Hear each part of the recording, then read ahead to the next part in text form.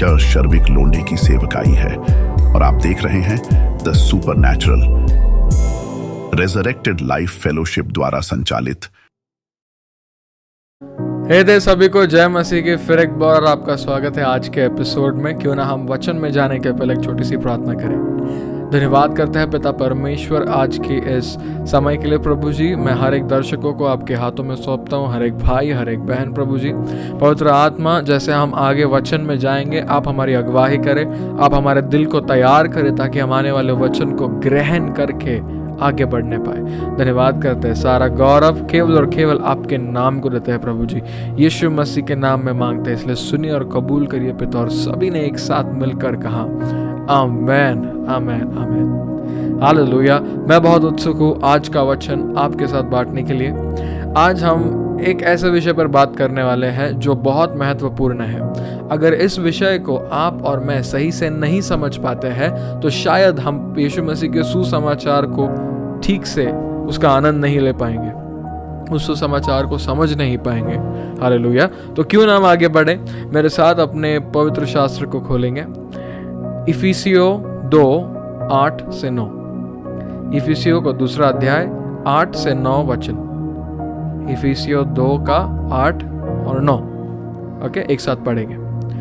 क्योंकि विश्वास के द्वारा अनुग्रह ही से तुम्हारा उद्धार हुआ है, और यह तुम्हारी ओर से नहीं वरन परमेश्वर का दान है, और न कर्मों के कारण, ऐसा न हो कि कोई घमंड करे। हालेलुया। काफी बार हम कर्म के बारे में बात करते हैं, है ना।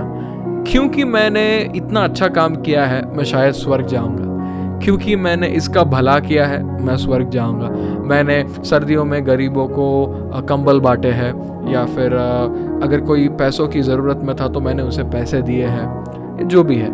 इन चीज़ों की वजह से, क्योंकि मैंने अच्छी चीज़ें करी है, अब मैं स्वर्ग जाने वाला हूँ। परमेश्वर का वचन कहता है कि हम अपने कर्मों से बचाए नहीं गए हैं, हमारा उद्धार कर्मों के द्वारा नहीं हुआ है। क्यों? ताकि कोई घमंड न कर सके। काफी लोग होते हैं जो प्यार से कहते हैं कि ब्रदर बस प्रभु के महिमा के लिए बता रहा हूँ, मेरा कुछ नहीं, और फिर बताते हैं कि उन्होंने कितना अच्छे काम किए। परमेश्वर का वचन कहता है कि आपका दाया हाथ को पता चलना नहीं चाहिए कि आपके दूसरे हाथ ने क्या किया। है ना। पर इसलिए परमेश्वर का वचन कहता है कि कोई घमंड ना कर सके, इसलिए हमारा उद्धार हमारे कर्मों से तय नहीं होता है। ओके, फिर एक बार पढ़ेंगे इस वचन को, बहुत बहुत महत्वपूर्ण वचन है। 8 पढ़ेंगे, इफिसियों 2:8। क्योंकि विश्वास के द्वारा अनुग्रह ही से तुम्हारा उद्धार हुआ है। यूहन्ना 3:16 क्या कहता है कि परमेश्वर ने जगत से इतना प्रेम किया, उसने अपना इकलौता बेटा दे दिया ताकि जो कोई उसमें विश्वास करेगा उसका नाश न होगा। क्यों नाश न होगा? क्योंकि जिस समय कोई व्यक्ति इस सच्चाई में अपने विश्वास को बनाए रखता है, ठहराता है कि यीशु मसीह परमेश्वर का पुत्र है, वो आया, मरा और फिर एक बार जी उठा, जिंदा है और हमारा परमेश्वर है, इस बात पर कोई इंसान अगर विश्वास करता है तो वो क्या पाता है? अनुग्रह को पाता है। और क्योंकि वो अनुग्रह को पाता है, उसका नाश नहीं होता। हालेलुया। अनुग्रह का मतलब ठीक से समझेंगे। अनुग्रह मतलब एक ऐसा हिंदी में अंग्रेजी में उसे कहेंगे grace given to somebody who is not eligible to make him eligible। यानी कि अगर कोई किसी स्थान पर पहुंचने के योग्य नहीं है तो आप उसके लिए कुछ ऐसा काम करते हैं जिससे उसे कोई काम करने की जरूरत नहीं है, आपने उसके हिस्से का काम किया है, जिस वजह से वो बहुत सहज रूप में आराम से वहां पे आगे उस भूमि में जा सकता है। तो आपने क्या किया? ग्रेस अंग्रेजी में, यानी कि अनुग्रह को जताया आपने, है ना। उसे कुछ करने की, उस इंसान को कुछ करने की जरूरत नहीं पड़ी, आपने कुछ ऐसा किया जिसके द्वारा वो इंसान का कुछ रुका हुआ काम आगे बढ़ गया, है ना। और आपने, उस इंसान ने इस चीज के लिए कुछ नहीं किया है, आपने किया है। है ना। तो आपने क्या दिखाया? अनुग्रह दिखाया, है ना। अनुग्रह मतलब बिना कुछ किए हम पर की गई करुणा, जिसके द्वारा हम वो चीज पा सकते हैं जिसको पाने के हम योग्य नहीं है। अनुग्रह का ये मतलब होता है। हालेलुया। स्कूल्स में अगर आप देखोगे, विद्यालयों में, पाठशालाओं में अगर आप जाओगे, वहां पर आप देख पाओगे कि अंग्रेजी में हम उसे कहते हैं ग्रेस मार्क्स। हाँ, यानी कि अगर कोई बच्चा 1 या 2 मार्क से एक या 2 गुणों से वो अगर असफल ठहरता है उसके जो भी उस क्लास में वो है, और अगर उससे उसका पूरा साल बर्बाद होगा, तो जो टीचर्स हैं वो क्या करते हैं? वो उसको ग्रेस मार्क्स देते हैं। ग्रेस मार्क्स यानी इसको मिले तो कम है, ये अगले क्लास में जाने के योग्य नहीं है, क्योंकि वो इस क्लास में उतना सक्षम तरीके से उसने अभ्यास नहीं किया। लेकिन क्योंकि बच्चे का साल बर्बाद न जाए, क्योंकि उसका नुकसान ना हो, वो अनुग्रह जताते हैं। कैसे अनुग्रह जताते हैं? ठीक है, चलो इसको हम और 2 मार्क बढ़ा देते हैं, 2 गुण एक्स्ट्रा दे देते हैं, अब तुम आगे चले जाओ। उसे कहते हैं अनुग्रह, है ना। हमने स्वर्ग जाने के लिए हम कुछ भी करें, कैसा भी काम करें, हम कितना भी भला काम करें, वो कभी भी गिना नहीं जाएगा स्वर्ग में जाने के लिए, ऐसा परमेश्वर का वचन कहता है। सिर्फ एक चीज देखी जाएगी कि आप कहाँ जाओगे, स्वर्ग में जाओगे या नहीं जाओगे। वो कैसे पता चलेगा? कि अगर आपने आपका विश्वास यीशु मसीह में रखा है, उनके सुसमाचार में रखा है। अगर यीशु मसीह के सुसमाचार में आपने आपके विश्वास को स्थिर करके ठहराया है, तो आप उस अनुग्रह के भागी बनते हो। और क्योंकि उस अनुग्रह के आप भागी बनते हो, आपका नाश न होगा। हालेलुया। फिर एक बार पढ़ेंगे इस वचन को, क्या लिखा है। क्योंकि अब शायद मैं ऐसी कल्पना करता हूँ और आशा रखता हूँ कि आपको शायद इस वचन का अर्थ समझ आया हो। यहाँ लिखा है, क्योंकि विश्वास के द्वारा अनुग्रह ही से तुम्हारा उद्धार हुआ है, और यह तुम्हारी ओर से नहीं वरन परमेश्वर का दान है। It's a gift from God. ये परमेश्वर की ओर से भेंट है ना। और न कर्मों के कारण, ऐसा न हो कि कोई घमंड करे। हाँ, कल्पना करें स्वर्ग में अगर हम सब एक साथ मिले, जो हम मिलेंगे, और अगर स्वर्ग में जाना हमारे कर्मों पर तय होता, तो कोई बोलता मैंने 4 भूखों को खिलाया, कोई बोलता मैंने 40 भूखों को खिलाया, तो बड़ा वाला स्वर्ग में महल तुम्हारा, छोटा वाला मेरा। नहीं, हम कितना भी कोशिश करें, हम हमारे बल पर, हमारे कोशिशों पर परमेश्वर का दिल नहीं जीत सकते। एक ही वो सिद्ध व्यक्ति था जिसने वो कर दिखाया, और उनका नाम यीशु मसीह था। और क्योंकि हम यीशु मसीह में विश्वास करते हैं, हम उस अनुग्रह के भागी बनते हैं। हालेलुया। अनुग्रह आपके और मेरे लिए एक आज की सच्चाई है, जो काफी लोग चाहकर भी उनके जीवन में वो नहीं है। उनके लिए उपलब्ध है क्या? उपलब्ध है, पर क्या वो उस चीज से भाग ले रहे हैं? नहीं ले रहे। क्यों नहीं ले रहे? क्योंकि वो यीशु मसीह को परमेश्वर का पुत्र इस रूप में नहीं देखते, इस रूप में नहीं देखते, इसलिए। आमीन। क्यों ना हम आगे बढ़े, मेरे साथ अगला वचन खोलिएगा, इब्रानियों 4:16। इब्रानियों 4:16, अंग्रेजी में Hebrews chapter 4 verse 16। यहाँ पे परमेश्वर का वचन कहता है, इसलिए आओ हम अनुग्रह के सिंहासन के निकट हियाव बांध कर चले कि हम पर दया हो, और वह अनुग्रह पाए जो आवश्यकता के समय हमारी सहायता करे। फिर एक बार पढ़ेंगे, इसीलिए आओ हम अनुग्रह के सिंहासन के निकट हियाव बांध कर चले कि हम पर दया हो, और वह अनुग्रह पाए जो आवश्यकता के समय हमारी सहायता करे। हाँ, अंग्रेजी में कहा है कि let us approach the throne of God, the grace of God, the throne of grace of God by confidence। हम उस अनुग्रह के सिंहासन की ओर कॉन्फिडेंस से आए, आत्मविश्वास से आए, आत्मविश्वास से आए। काफी लोग परमेश्वर के पास जब आते हैं, वो खुद को इतना गुनहगार के रूप में देखते हैं, खुद ही को इतना नीचे करके देखते हैं, उनको लगता है कि नहीं, हम परमेश्वर के सामने खड़े रहने के योग्य हैं ही नहीं।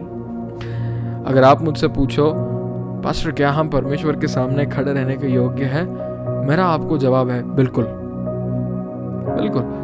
पास्टर आप ऐसे कैसे बोल सकते हो, हम तो मनुष्य हैं। सही बात है, एक समय हम योग्य नहीं थे।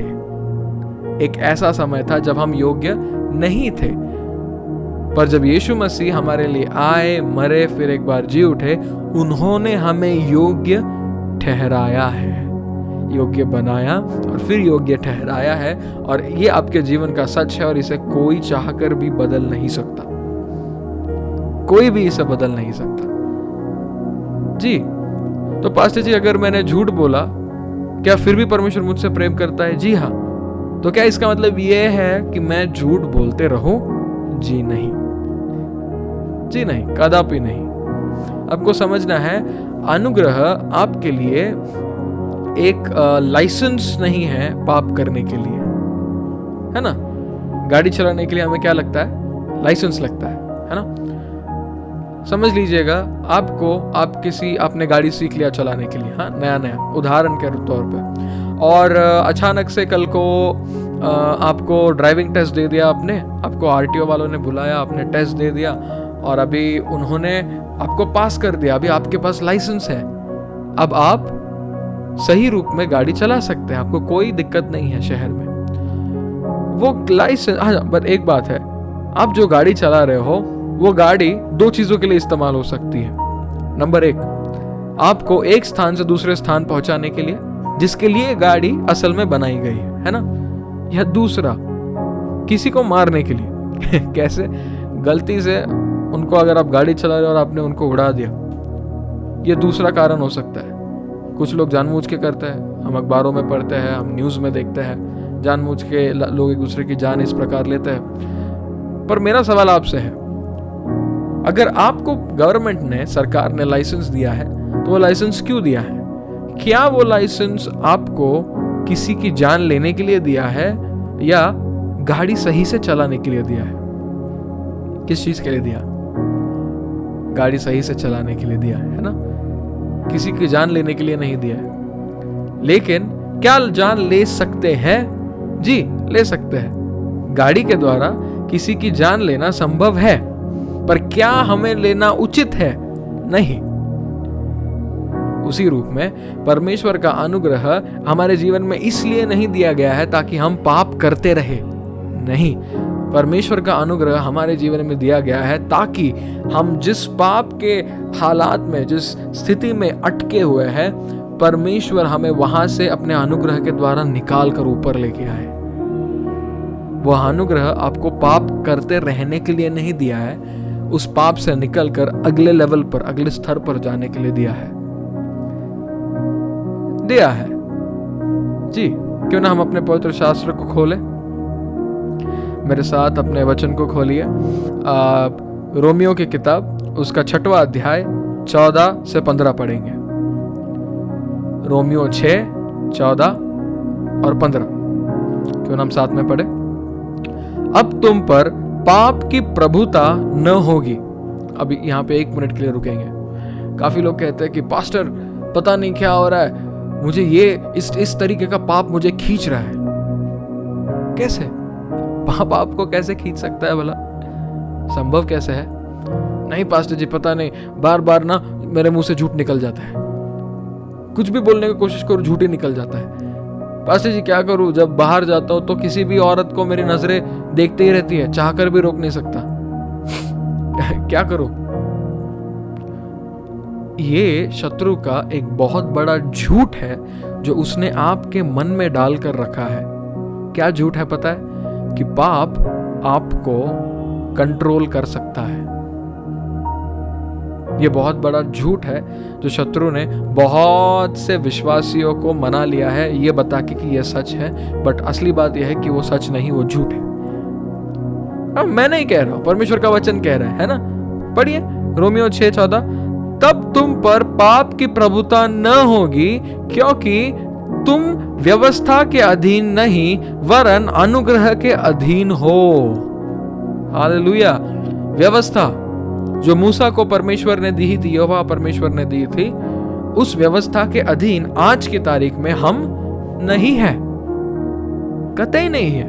हम अनुग्रह के अधीन हैं। अगर व्यवस्था के अधीन होते, एक पाप किया, 2 पाप किया, 3 पाप किया, हद से ज्यादा गुजर गए, स्वर्ग से अग्नि आएगा, भस्म करके चला जाएगा। ये हालत थी। अगर हम व्यवस्था में जी रहे होते, आपका छोड़ो, सबसे पहले मैं ही निकल गया होता। मेरा कुछ ना कुछ हो गया होता। क्यों? क्योंकि हमने ऐसा कुछ नहीं किया है कि हम अनुग्रह के भागी होने के योग्य हो। हमने उस चीज के लिए कुछ नहीं किया है कि हम उससे भाग ले पाए। नथिंग।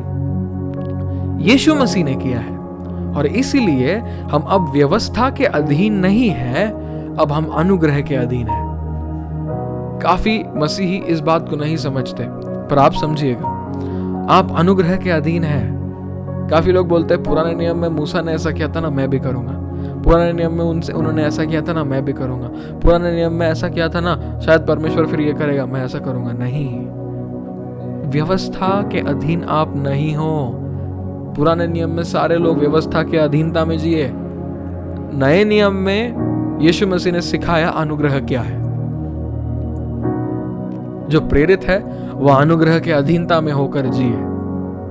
हाँ, तो पास्टर, क्या इसका मतलब यह है पुराने नियम में कुछ सीखने जैसा नहीं है?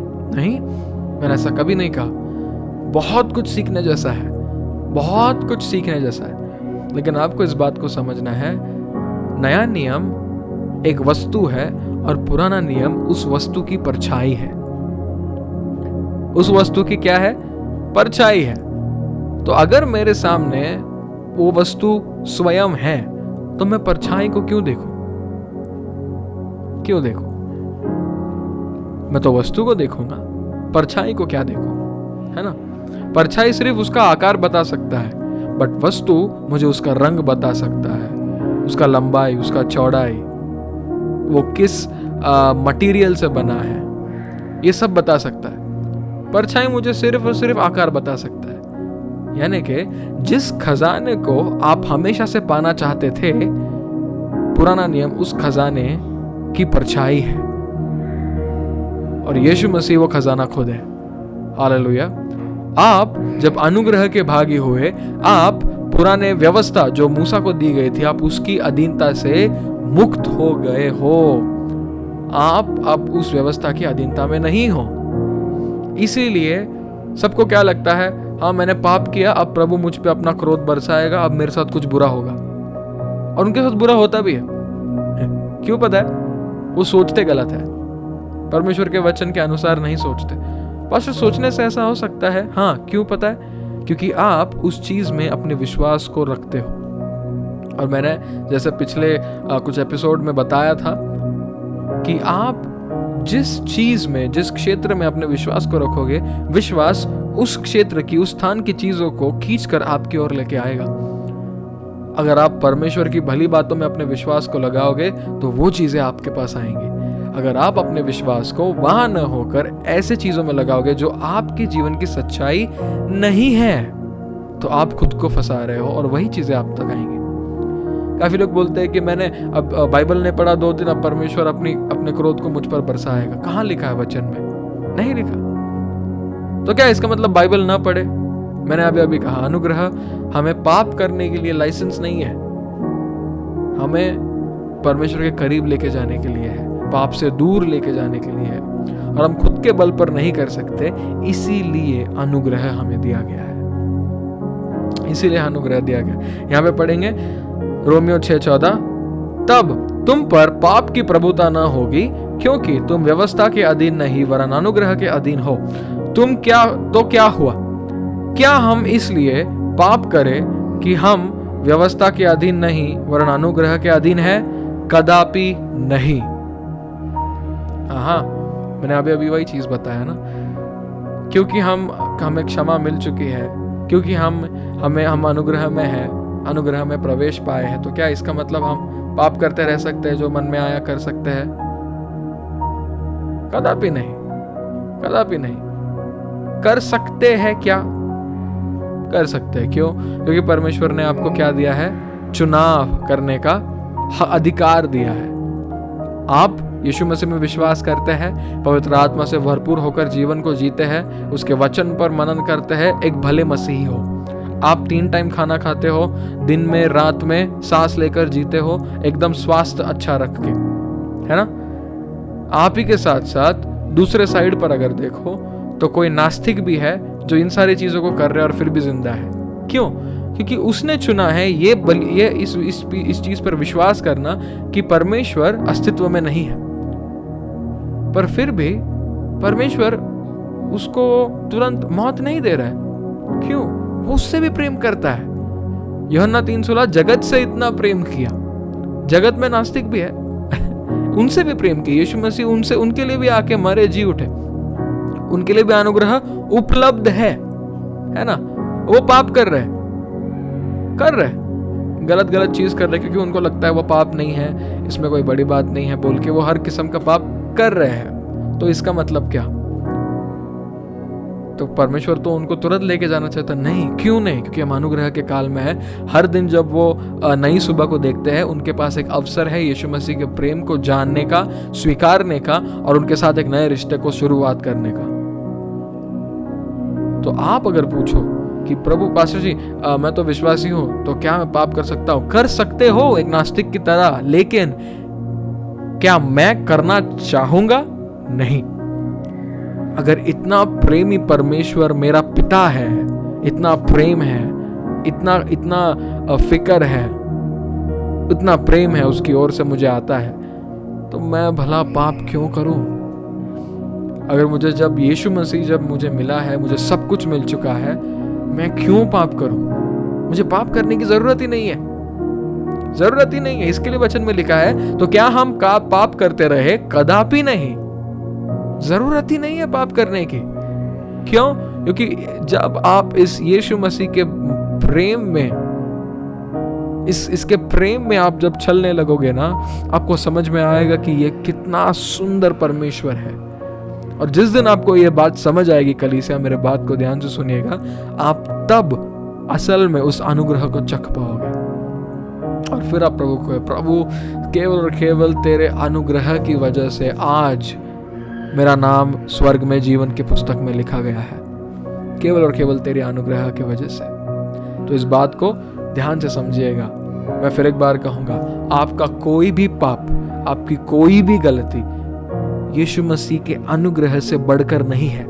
पास्टर पता नहीं कुछ भी होता है, मैं बार बार पाप में गिर रहा हूं। आप पाप में नहीं गिर रहे हो मेरे भाई मेरी बहन, आप उसके अनुग्रह में गिर रहे हो। समझ के चलिएगा कि आप अपने घर में चल रहे हैं और चलते चलते पैर फिसल गया और आप गिरने पर हो, तो अनुग्रह वो गद्दा है जिस पर आप गिरोगे और आपको कोई चोट नहीं पहुंचेगी, क्योंकि आप उस गद्दे पर गिरोगे, आपको कहीं पर शरीर पर चोट नहीं पहुंचेगी, उल्टा आप खड़े रहकर फिर एक बार सीधा चल पाओगे। यह है यीशु मसीह का अनुग्रह। आप कितने भी गिरो, उसके अनुग्रह के बाहर नहीं गिर सकते, कितना भी कोशिश करो। क्यों? क्योंकि यीशु मसीह में आपने जब विश्वास किया, आप अनुग्रह के भागी हो गए हो। तो पास्टर जी, हम पाप की आदत से कैसे बाहर आए? अनुग्रह में बढ़ते चलो, उनके प्रेम में बढ़ते चलो और रोज परमेश्वर के रिश्ते में बढ़ते चलो, उनके साथ वक्त बिताओ। वो अनुग्रह आपको धीरे धीरे धीरे धीरे धीरे धीरे उन सारी चीजों से बाहर लेके ऊपर लेके आएगा, और आप फिर कहोगे मैं जहां पर हूं सिर्फ और सिर्फ यीशु मसीह के अनुग्रह की वजह से हूं। हालेलुया। हम धन्यवाद करते हैं परमेश्वर का इस अनुग्रह के लिए। आमीन। मैं आप सबके लिए प्रार्थना करना चाहूंगा। अपनी आंखों को बंद करें।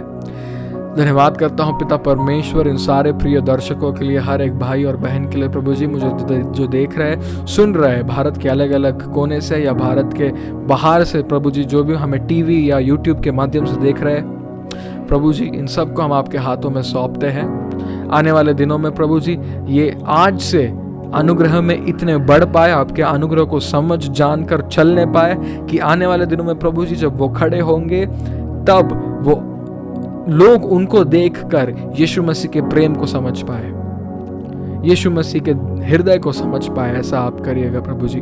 पवित्र आत्मा इन सारे लोगों को आपके हाथों में सौंपते हैं, आपकी उपस्थिति और आपका सामर्थ उन्हें इसी क्षण छूने पाए यीशु मसीह के नाम में।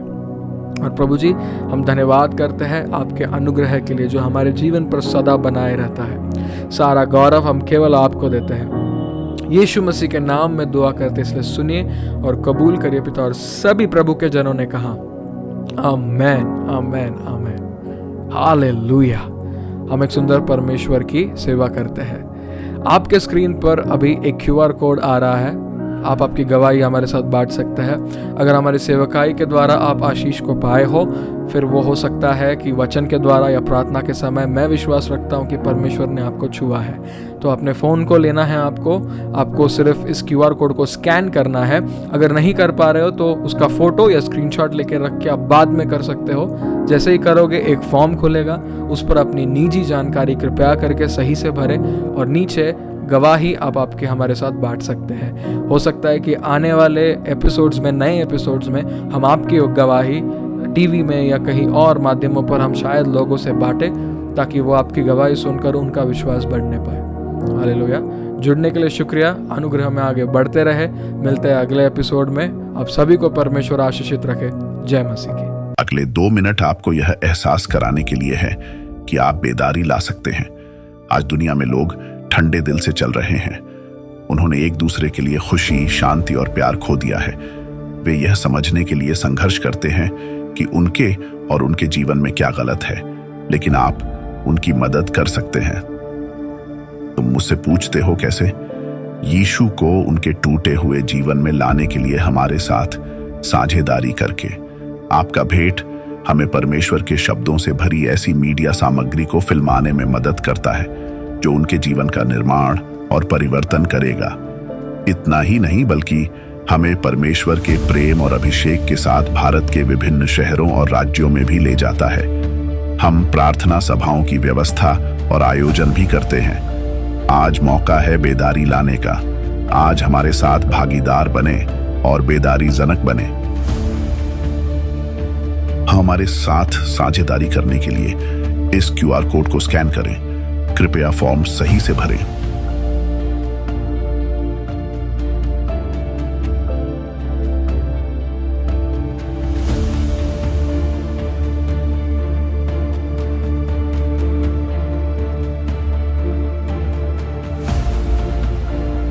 और हमारे सोशल मीडिया प्लेटफॉर्म जैसे WhatsApp, Instagram और YouTube पर हमसे जुड़ने के लिए नीचे दिए गए कोड को स्कैन करें और सुनिश्चित करें कि आप हमें फॉलो करते हैं।